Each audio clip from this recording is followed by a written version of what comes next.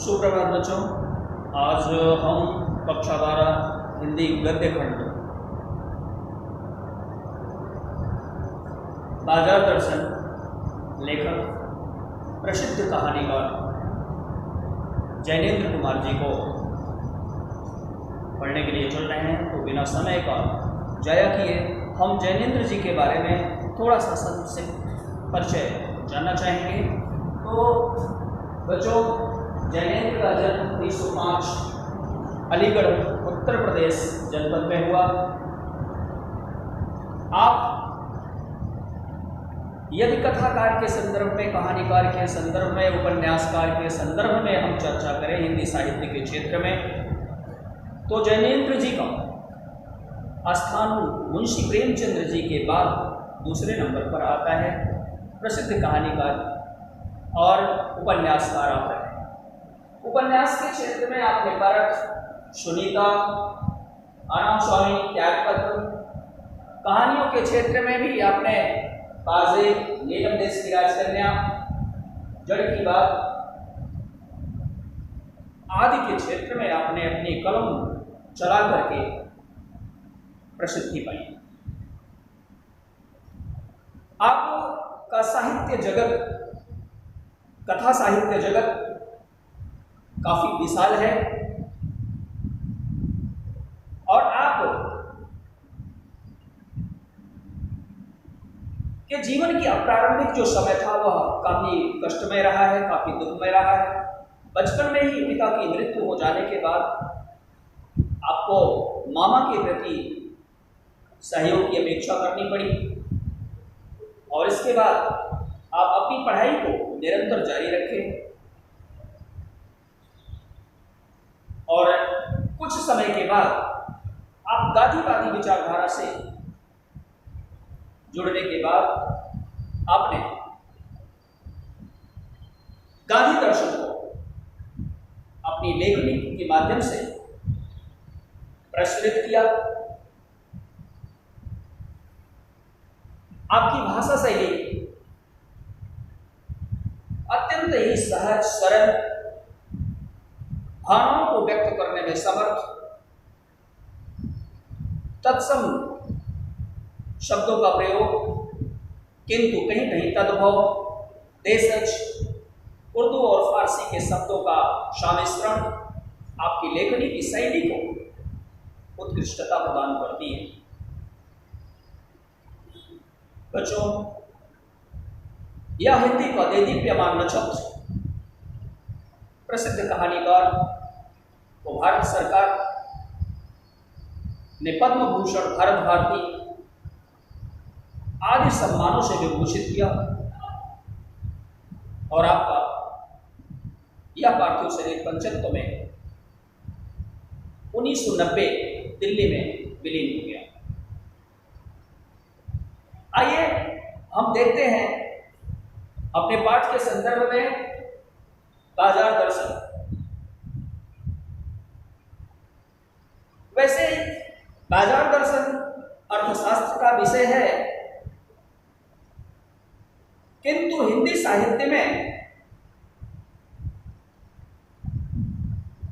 लेखक जैनेंद्र कुमार जी ने बड़े ही सहज ढंग से, बड़े ही सरलता से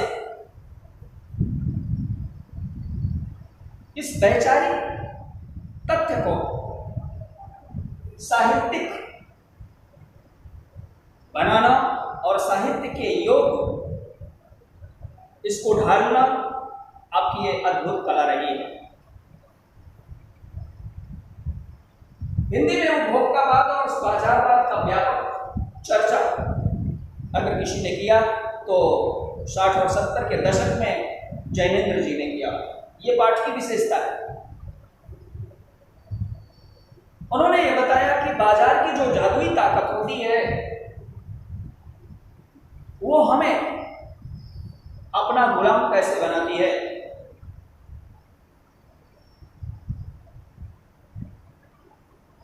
उसके आगे हम असहाय नजर आते हैं। अगले क्रम में देखते हैं फालतू चीज की खरीद का कारण। क्या हो सकता है? इसके कई कारण हैं,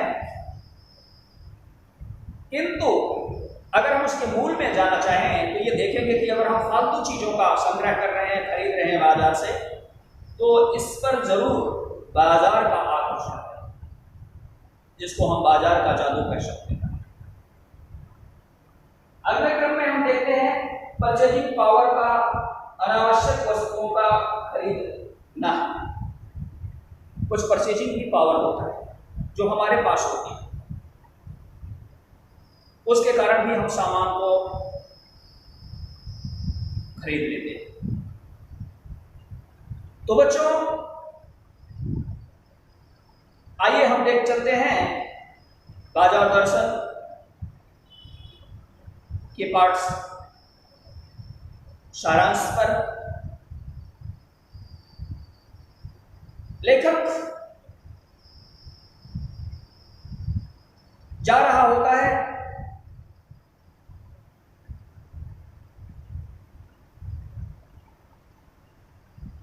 तो एक बार उसके एक मित्र मिल जाते हैं।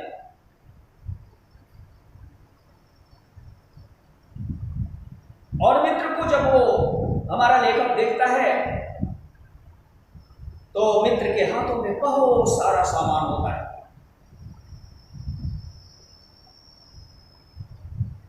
यहां तक कि उनकी पत्नी जी के भी पास बहुत सारे सामान होते हैं। और जब लेखक प्रश्न करता है कि अरे भाई, आप ये कहां से आ रहे हैं,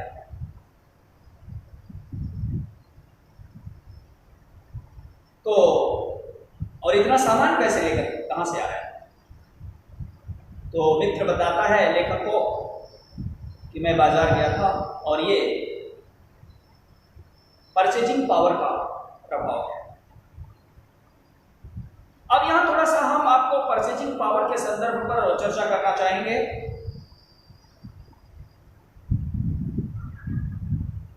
परचेजिंग पावर क्या है? आपके पास पैसा भी खूब है और बाजार में आप चले गए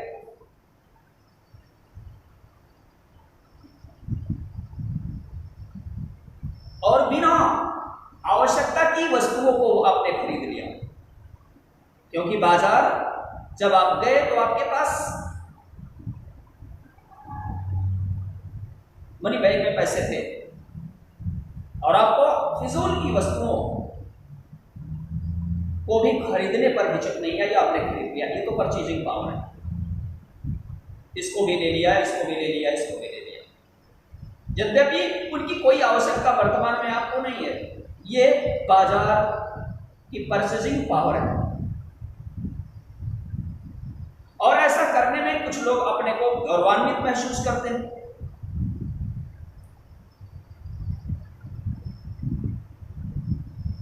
और अगर उनसे कहिए कि आपने ऐसा कर लिया है, जैसा कि लेखक ने कहा,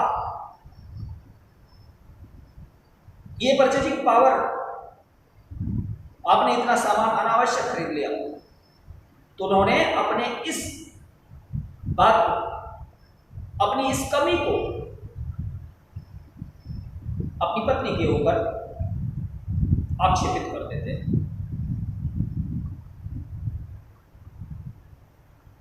तो ये आज की बात नहीं है।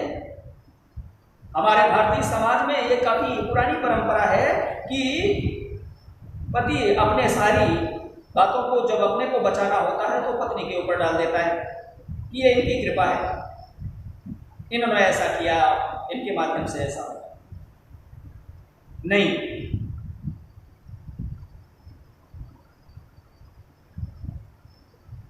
ये आपको भी देखना होगा।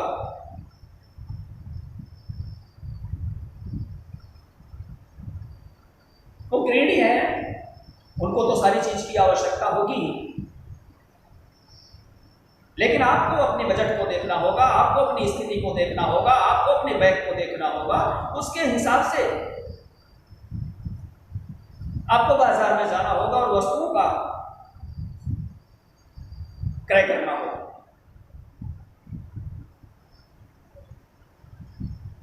और इस परचेजिंग पावर से समाज में वैमनस्यता, होड़, फिजूल खर्ची, ईर्ष्या, द्वेष इत्यादि चीजें समाज में जन्म लेती है।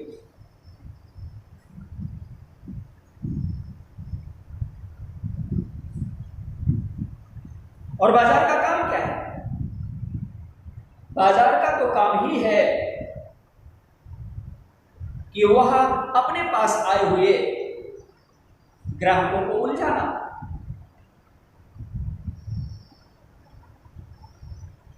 अगर वह ऐसा नहीं कर पाता है तो फिर उसकी सार्थकता पर प्रश्न चिन्ह लगना स्वाभाविक है। वहीं लेखक का दूसरा भी मित्र कुछ समय बाद मिलता है।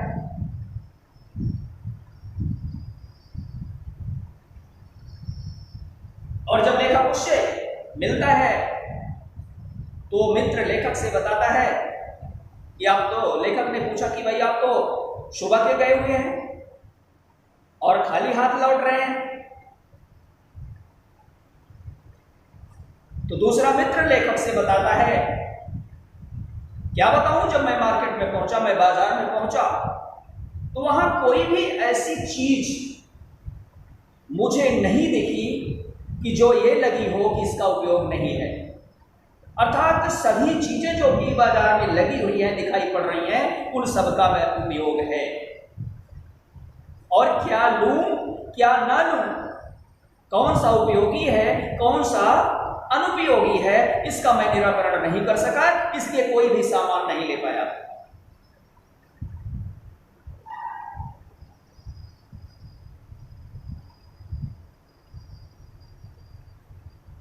अब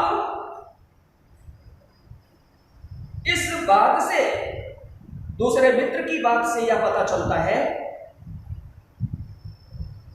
और पहले मित्र की बात से यह पता चलता है कि एक के पास असीमित पैसा है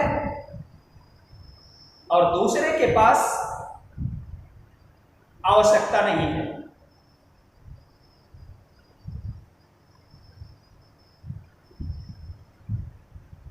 दोनों से ये बातें पता चलती हैं।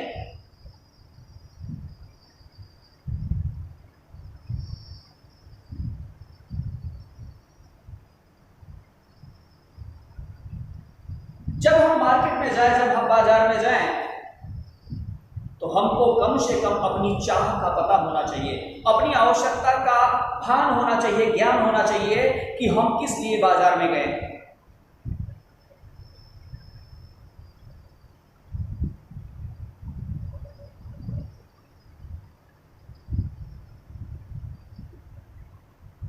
यदि हम इन दोनों स्थितियों में, जैसे कि प्रथम मित्र और द्वितीय मित्र ने लेखक के बताया,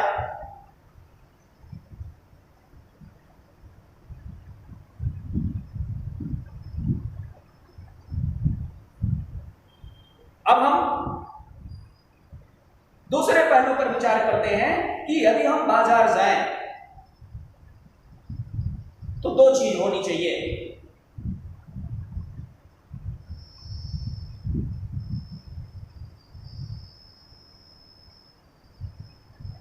कि हमारी पॉकेट में पैसा के साथ साथ आवश्यक वस्तुओं की एक सूची होनी चाहिए, अन्यथा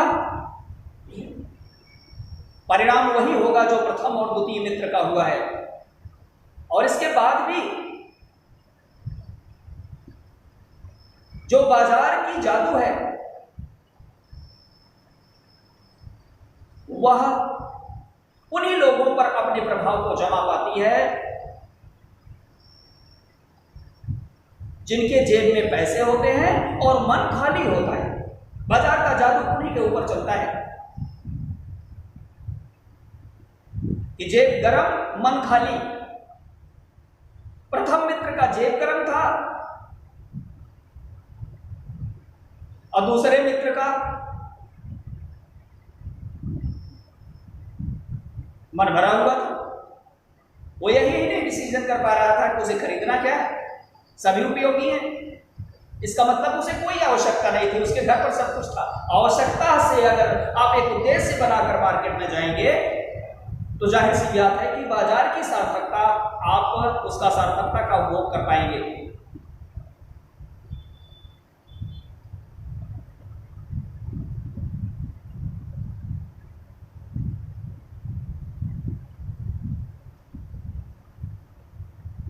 बाजार दर्शन में यह बात लेखक पूर्ण रूप से बताने का प्रयास करता है कि जब हम बाजार में जाएं तो अपने मन को कभी खाली न रखें।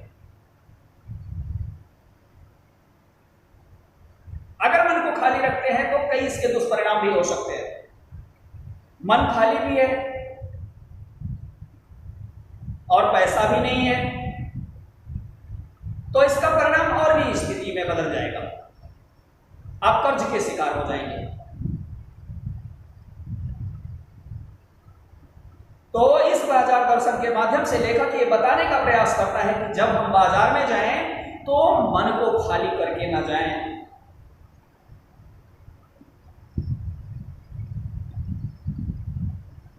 अगले क्रम में अब थोड़ा सा पैसे के व्यंग पर भी, पैसे के ऊपर भी हमारा लेखक बताने की कोशिश करता है कि पैसे में बड़ा व्यंग होता है। वो मनुष्य को कुछ भी करने के लिए, कुछ भी करने के लिए बाध्य कर देता है। अर्थात यह कहने का तात्पर्य है कि लेखक ये बताने का प्रयास किया है कि पैसे में वो ताकत होती है कि वो आदमी को किसी भी कार्य को करने के लिए विवश कर देता है। यहां तक कि पैसा लोगों से भीख भी मंगवा देता है अपने लिए। कहता है मांगो मुझसे, मुझको मांगो उससे मुझको।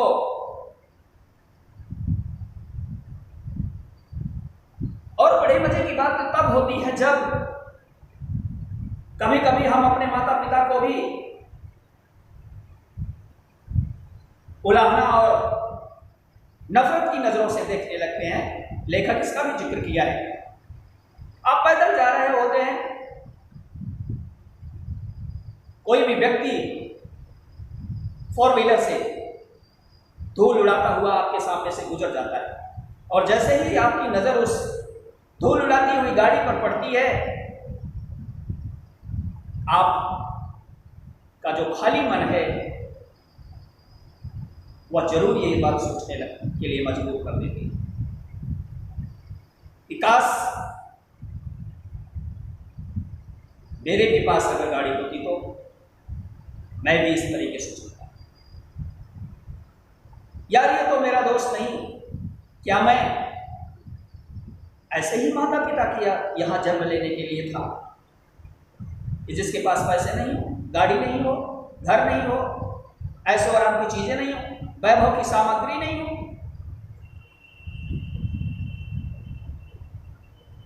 हम अपने माता पिता को दोषी मानने लगते हैं। नहीं,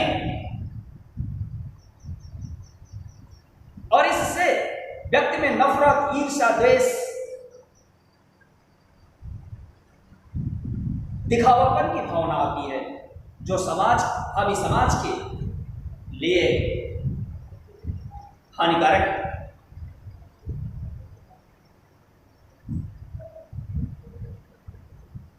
और वहीं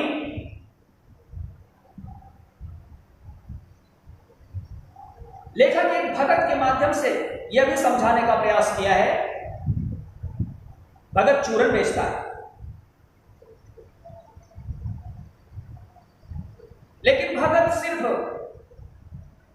बाजार को बाजार जानता है और बाजार की जादू उसके ऊपर नहीं प्रभाव सा अपने दिखा पाती है। वो चांदनी चौक को जाता है, लेकिन चांदनी चौक में सिर्फ एक पंसारी की दुकान पर जाता है जो अपने काले नमक और जीरे से ही संबंध रखता है और ऐसे लगता है कि जैसे उसने उस चांदनी चौक की चकाचौंध को नहीं देखा है। और चांदनी चौक की चकाचौंध स्वयं भगत को देखकर के शर्मिंदा होती है कि मेरा प्रभाव इस बंदे के ऊपर नहीं पड़ पाया। इसलिए नहीं पड़ पाया क्योंकि भगत के अपने इरादे हैं, अपनी आवश्यकता है, अपने विचार हैं जो उसके विचार अंकुश में है, उनके पास एक लिस्ट है, एक सूची है सामान की, उनके पास एक सीमित पैसे की मनी बैग है।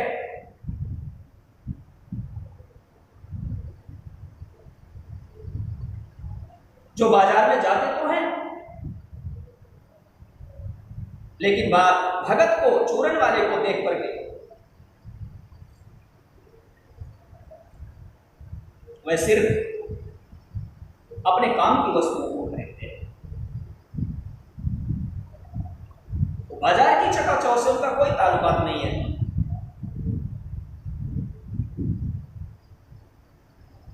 इसलिए भगत का मन भी भरा हुआ है और पॉकेट में आवश्यक वस्तुओं की सूची है।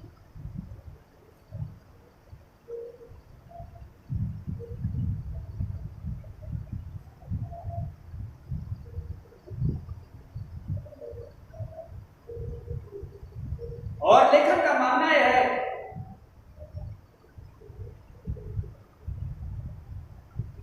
अगर बाजार की सार्थकता है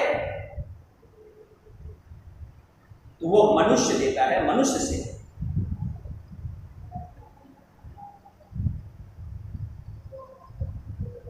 जैसे फिल्मी में एक गीत है, यहां सब कुछ बिकता है, बताओ क्या क्या खरीदोगे।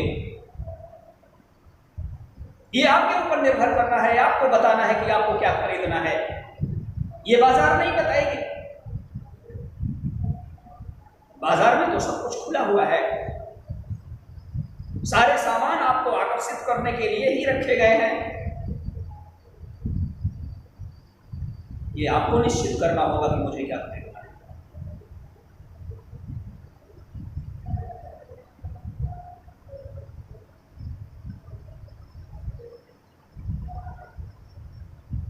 अगर ऐसी स्थिति नहीं होती है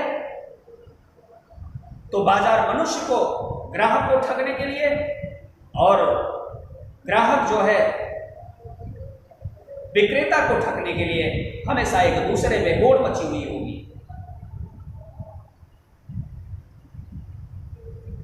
अधिक से अधिक लाभ लेने की कवायद होगी।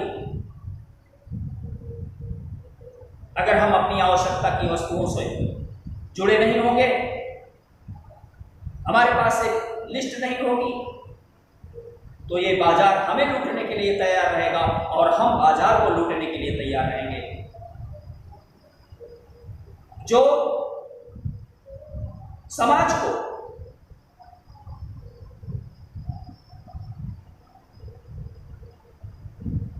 गहरे अंधेरे में झोंक देगा। एक स्वस्थ समाज का विकास नहीं हो पाएगा, एक आदर्श समाज की स्थापना नहीं हो पाएगी। इसलिए दोनों को अपनी अपनी आवश्यकताओं में रहना होगा।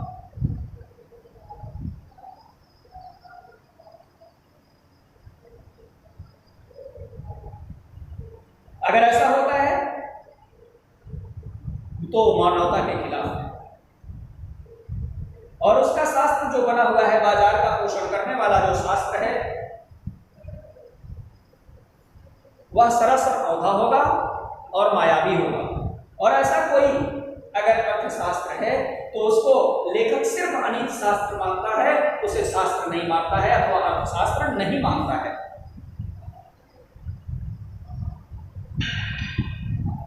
तो बच्चों,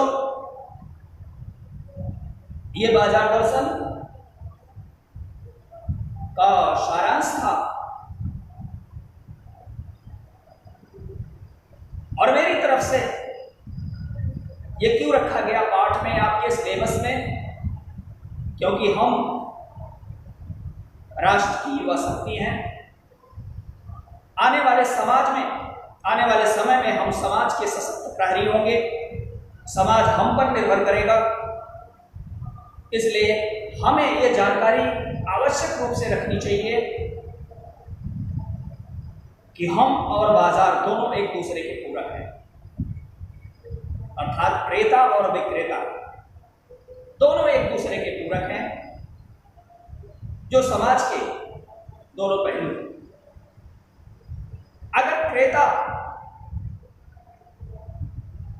असंतुष्ट होगा, कमजोर होगा, लोभी होगा, लालची होगा, तो भी विकृति का आना स्वाभाविक है। और यदि विक्रेता भी हमेशा अपने लाभ के प्रति ही सजग रहेगा, घटतौली करेगा, अनावश्यक पदार्थों को मिश्रित करके उसको सेल करने का प्रयास करेगा, तो ऐसी स्थिति में जो बाजार की सार्थकता है वह अपूर्ण होगी, वह बाधित होगी, जिससे दोनों को नुकसान होगा। और अगर दोनों को नुकसान होगा तो समाज को नुकसान होगा। कहा भी गया है कि हमें अपने दुख से कष्ट नहीं होता है, दूसरों के सुख से कष्ट होता है। ईर्ष्या तो न गई मेरे मन से, विवरण है। तो हम एक सफल अर्थशास्त्री बताता है कि अगर हमें कोई वस्तु की आवश्यकता है तो उसके पहले हम जाएं, अपनी स्थिति को देखें, अपनी परिस्थिति को देखें, अपने आमदनी को देखें और अपने खर्च को देखें, व्यय को देखें। उसके बाद उस वस्तु के बारे में विचार करें। अगर आमदनी से व्यय ज्यादा होगा तो निश्चित तौर पर वो अपने लिए नुकसानदायक होगा। जिसके लिए केवल एक ही बंदा उसका भुक्तभोगी नहीं होगा बल्कि पूरा परिवार होगा, और परिणाम स्वरूप परिवार पतन के गर्त में जाएगा। तो प्रिय बच्चों, सबसे पहले अगर आपको बाजार जाना है और बाजार की सार्थकता को लेना है तो सबसे पहले आप अपने पॉकेट मनी को देखें और एक आवश्यक वस्तुओं की सूची तैयार करें। जब हम अपने पॉकेट मनी को, अपने पैसे को देखेंगे और आवश्यक वस्तुओं की सूची को देखेंगे तो उसमें भी कुछ लगेगा कि कुछ इसमें और भी इंपॉर्टेंट है। अगर आपका पैसा कम है, आवश्यक वस्तु ज्यादा है, तो ये आपको ही निर्णय करना होगा, क्योंकि खरीदना भी है सब और पैसा भी है आपके पास। तो जो कुशल व्यक्ति होता है वो उसमें भी आवश्यक वस्तुओं में भी कटौती करता है, या अगले दिन उसे परचेज करता है, लेता है।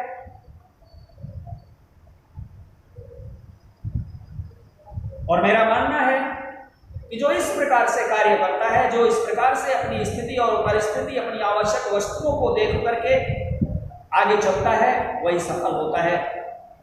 नहीं तो पाठानुसार बाजार को आपको आमंत्रित कर दिया, वो तो इसीलिए है कि आपको आमंत्रित करे, किंतु आज की बाजार तो ऐसे है, एक नए नए ब्रांड आ रहे हैं। एक उदाहरण के तौर पर और भी मैं समझाने का प्रयास करूंगा।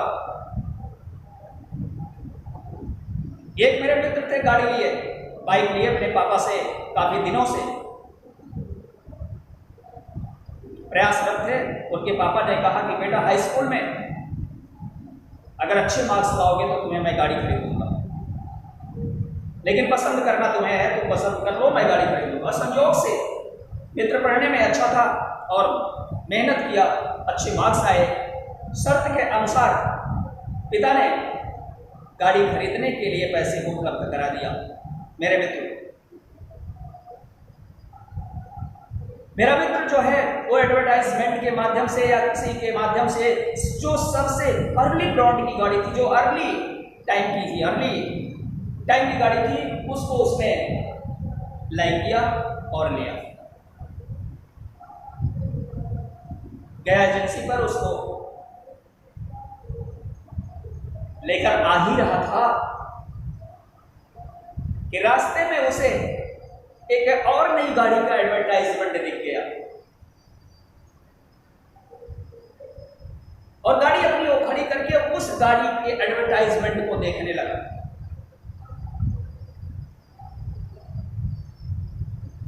और वो जो अभी एडवर्टाइजमेंट में ही वो गाड़ी देख रहा है बैनर पर, वो गाड़ी उसे पसंद आ गई।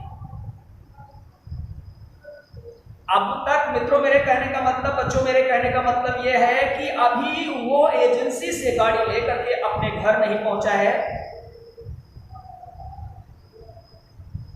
उसका शुभ शकुन भी नहीं किया है,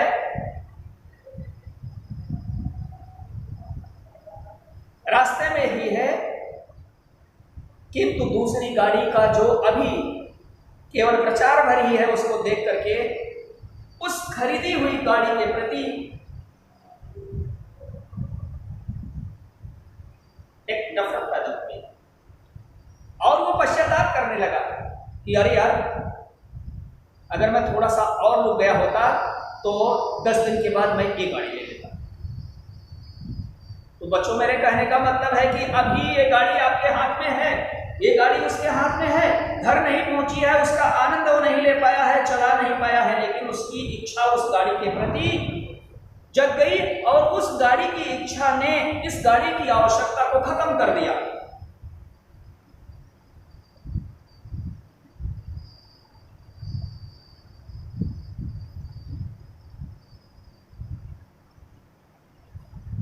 इसके आनंद को खत्म कर दिया, इसकी आवश्यकता को खत्म कर दिया, दिमाग में उस गाड़ी के प्रति लगाव हो गया। यही बाजार का जादू। इसलिए आपके पास जो वस्तु है उस वस्तु का सदुपयोग आप तभी कर सकते हैं, इसलिए आप अपने मन को सदा भरे रखो। जैसा लेखक मेरा कहता है कि अपने मन को सदा भर के रखो, जैसे वो चूरन वाला भगत, ये उसका मन भी भरा हुआ है, क्योंकि वो उतना ही धंधा व्यापार करता है जब तक उसके 6 रुपए नहीं हो जाते हैं, और जब 6 रुपए हो जाते हैं तो चूरन फ्री में खिला करके वो वापस चला आता है। उसके मन में किसी भी प्रकार की स्पृहा नहीं है। ये भी मैं नहीं कहता हूं कि आप स्पृहा न करिए, क्योंकि अगर आप स्पृहा नहीं करेंगे तो विकास के पथ पर कैसे आगे बढ़ेंगे। लेकिन इतना स्पृहा न कर लीजिए कि आपके पास जो रखी हुई वस्तु है वो आपको तुच्छ लगने लगे, और जो आपके लिए अप्राप्य है वो आपके लिए अच्छी लगने लगे। इसके बदले में आपका मन भटकेगा, आप किसी दूसरे पथ पर भी जा सकते हैं। इसलिए मेरा आप सभी से आग्रह है कि आप जब घर से निकलिए बाजार के लिए तो अपनी आवश्यकताओं की एक बहुत बड़ी आवश्यकताओं की एक सूची तैयार करिए और अपने पैसे को देखिए और तब बाजार जाइए, और तब बाजार की सार्थकता आपको सही रूप में महसूस होगी। अन्यथा आप परचेजिंग पावर अथवा मन खाली अथवा भरा होने से आप बाजार की सार्थकता को नहीं प्राप्त कर सकते हैं, और ऐसी स्थिति में आप गहरे में फंस जाएंगे। तो यह बाजार दर्शन का संक्षिप्त परिचय था, संक्षिप्त सारांश था, संक्षिप्त भावार्थ था, संक्षिप्त अर्थ था, और मुझे विश्वास है कि आप लोगों की समझ में अच्छी तरीके से आया होगा। अगर नहीं भी आया है तो आप कृपया कमेंट जरूर करिए।